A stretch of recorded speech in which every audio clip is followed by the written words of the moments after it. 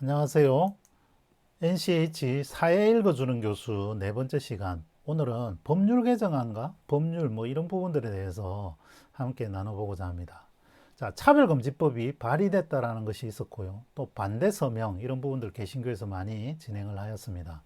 자, 그러면 이 법률 개정안과 발의, 입법 예고 이런 부분들은 어떻게 차이가 나는지, 또 국무회의를 통과하면 이것이 개정이 되는 것인지 함께 살펴보도록 하겠습니다. NCH 구독, 좋아요, 알림 설정 부탁드립니다. 먼저 법률 개정안에 대해서 살펴보겠습니다. 법안이라고 하는 것은 안건을 이야기를 합니다. 통과된 것이 아니고요. 법률은 제정되어 있는 어떤 규칙을 이야기를 합니다. 자, 그런데 성경 우리가 이야기를 할 때 율법이 나오죠. 이것은 법률을 순서를 거꾸로 이야기를 한 것인데요. 우리나라가 경외, 외경 이런 것처럼 어순을 바꾸게 되는데 이 성경에서는 율법을 쓰고 있고 사회에서는 법률로 바꿔서 쓰기 때문에 차이가 나는데 한자는 같다 이렇게 보시면 되는데, 실제 우리 구약 성경 모세오경은 유대인들은 토라라고 이야기를 합니다. 이 토라는 또 이 율법을 의미하는 바는 아니기 때문에 참고적으로 알아두시면 좋을 것 같고요. 비슷한 용어로 법령이라는 게 있습니다. 이것은 법률과 명령을 합친 단어다라고 볼 수 있는데, 이 법 체계를 보면 헌법이 제일 상위법이고 법률과 명령 이렇게 법령이라고 하는데, 지방 자치를 하면서 지방의회에서는 조례를 만들고 지자체에서는 규칙을 만드는데 이 5단계를 모두 합쳐서 법령이라고 폭넓게 이야기도 합니다. 자, 법률 개정은 리비전, 다시 고치는 것을 이야기를 하고요. 제정은 새로 만드는 것을 이야기를 합니다. 자, 두 번째로 입법 예고. 이것은 통과됐다라는 것인지 살펴보겠습니다. 예고는 미리 알린다라는 것을 이야기를 하는 것이죠. 그래서 이렇게 개정할 것인데 해도 되는지 의견을 묻는 절차를 이야기하기 때문에 개정이 된 것은 아니다. 그리고 개정이 되고 나서 공포와 또 다르다. 이 부분을 혼돈되지 않도록 아시면 좋을 것 같습니다. 법률 개정 절차를 보면 좀 복잡해 보일 수 있습니다만, 먼저 이 시작은 국회의원과 정부 이 두 군데서 시작할 수 있습니다. 이렇게 하면 상임위원회와 또 그 중간에 법제사법위원회, 법사위원회라고 그러죠. 그래서 이 법사위원장이 모든 상임위원회의 법을 다 관장을 하기 때문에 서로 여야 간에 굉장히 이제 권한을 하고 있는 것이고요. 이것이 이제 본회의를 통과하면 대통령이 가서 공포를 하게 됩니다. 앞서 말씀드린 정부와 국회의원이 법률 개정안을 제출하는 것들이 절차가 좀 다른데요.